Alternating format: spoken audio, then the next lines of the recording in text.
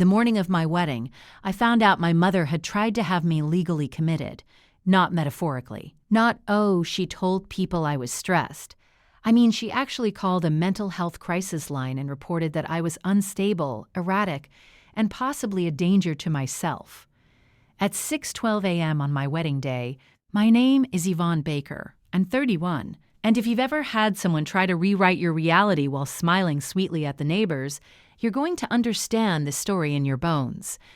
Before I take you into that morning, I need to say something. If you're listening and thinking this feels a little too familiar, just know you're not crazy, you're not dramatic, and you're not alone, okay? Now let me tell you what happened. Millbrook, Georgia is the kind of town where nothing stays private. You can sneeze on Birch Street and someone on Oak will say bless you by lunch. My mother, Diane Holloway, was practically mayor without the title. Church committee chair, bake sale queen. The woman who always brought a casserole and a story. Public Diane was warm, generous, dependable. Private Diane was curated. That's the word I use now in therapy. She curated my childhood like it was a Pinterest board. Perfect grades, perfect posture, perfect smile in every church photo. She once made me change out of a dress 5 minutes before we left for Sunday service because it looked too independent. I didn't even know what that meant at 15, but I knew it wasn't a compliment. When I got engaged to Marcus, something in her shifted from tight control to open hostility. Marcus Webb is not flashy. He's not loud. He builds houses for Habitat for Humanity and forgets to buy matching socks. He listens more than he talks. The first time he told me he loved me, it wasn't over candlelight. It was while we were installing kitchen cabinets in my old place, and I dropped a screw and said a word I probably shouldn't repeat here. He laughed, handed it back, and said, "I love how real you are. My mother hates real. Real can't be controlled." From the moment we set a wedding date, she started nudging, poking, accidentally interfering. Vendors calling to confirm changes I never made, rumors circulating that Marcus was secretive. She even told one of my coworkers that she'd noticed mood swings in me lately. Mood swings. Because I said no to ivory napkins. 3 weeks before the wedding, she sat in my living room, legs crossed, hands folded like she was delivering a diagnosis. "I'm concerned about your mental health, Yvonne," she said. Concern. That word again. Always wrapped in concern. I laughed. I actually laughed. Because I don't want lilies? She didn't laugh back. "You've been isolating from family. You're defiant. You're making impulsive decisions. Impulsive. Like planning a wedding for a year?" Marcus was in the kitchen, quiet, listening. He didn't interrupt. He never interrupts.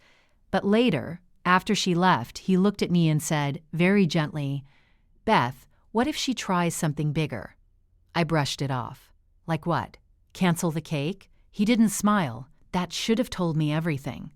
The week of the wedding felt off, heavy, like the air before a thunderstorm. My dad, Jerry, barely returned my calls. When he did, he sounded rehearsed. "Just keep your mother calm, baby girl. Keep her calm." Like she was a weather system and I was responsible for the forecast.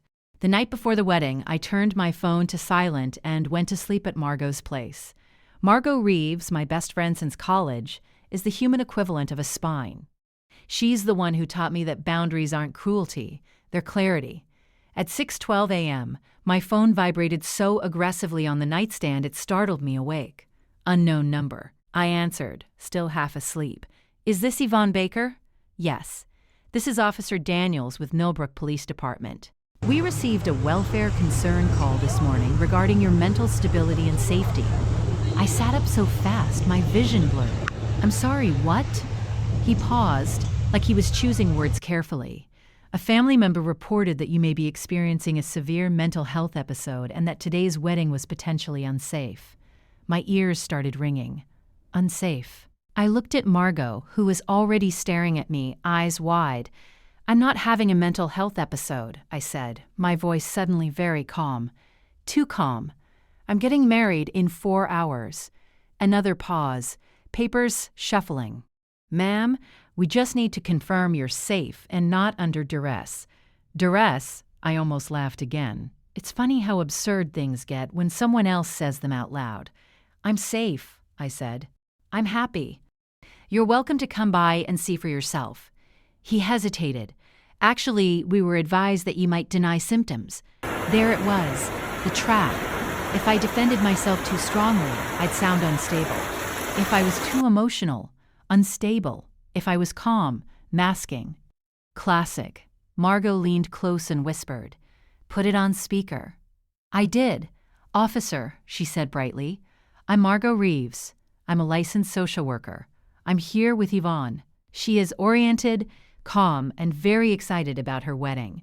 You're welcome to speak with both of us."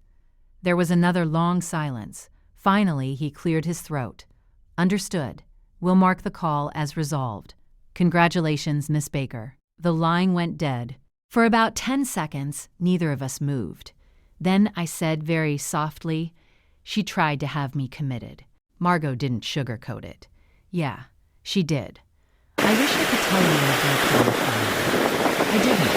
I felt cold, like something inside me had finally snapped clean in two. Marcus arrived at 7:30 to pick me up for photos. When I told him what happened, he was completely still. Not angry, still. "That's it," he said quietly. "What's it?" "That's the line. And here's the thing, there's always a line. We just don't always see it until someone bulldozes straight through it." We got to the church at 9. The florist was setting up white peonies. Yes, peonies, because I refused to let lilies win. The sanctuary smelled like fresh greenery and lemon polish. For a moment, I let myself just be a bride, veil pinned, dress buttoned, heart steady. Then my dad walked in.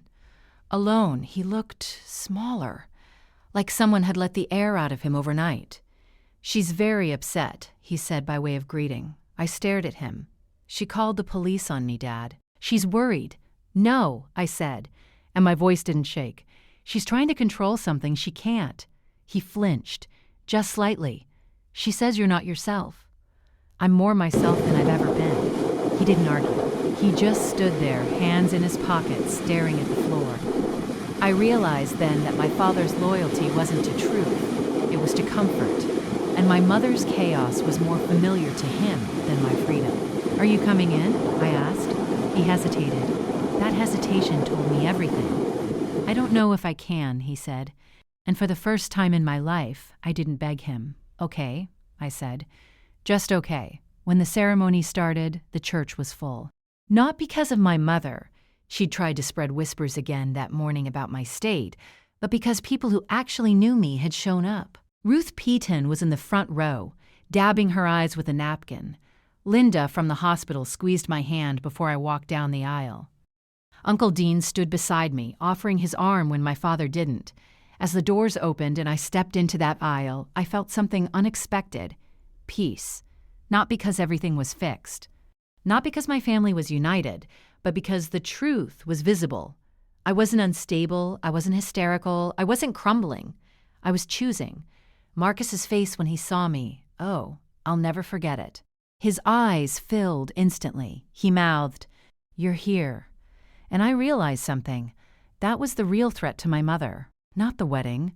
Not Marcus. Me being here. Fully present. Fully mine. During our vows, my voice wavered once.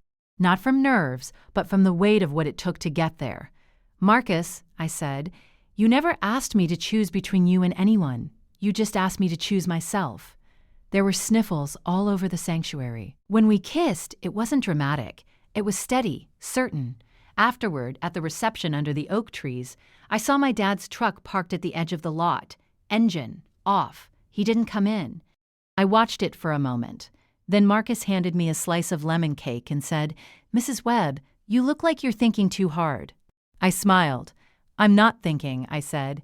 "I'm deciding." That night, after everyone left and I was barefoot in the kitchen of our new house, I unblocked my mother's number long enough to send one message. I am not mentally unstable. I am not confused. I am married. If you want a relationship with me, it will require accountability and therapy. Until then, do not contact us. I hit send. Blocked again. My hands didn't shake. 6 months later, I found out she'd told half the town that Marcus had manipulated me into cutting her off. The story kept evolving. It always does. But here's what didn't evolve. my peace. My home is quiet now, not silent with tension quiet, safe quiet, the kind where you can hear your own thoughts and they don't sound like someone else's voice. My dad sent me a card 3 months ago. No return address. Just 5 words. I'm trying to understand. It's not an apology, but it's a crack in the wall. And sometimes cracks are where the light starts. If you've ever had someone try to rewrite your reality, to label your strength as instability, to call your boundaries cruelty, hear me. You are allowed to choose yourself. You are allowed to get married, move away, say no, block numbers, demand therapy, and build a life that doesn't revolve around someone else's fear. You don't need permission. And if this story felt uncomfortably familiar, I'm really glad you're here. This is exactly why I share these pieces of my life on Revenge Diary. Not for revenge, honestly, but for clarity. For the quiet kind of justice that comes from telling the truth out loud. If you connected with this, subscribe to Revenge Diary. Share this with someone who needs the reminder that concern isn't always love, and that boundaries are not betrayal. And tell me in the comments, what's one line you finally stopped letting someone cross? I'll see you in the next story.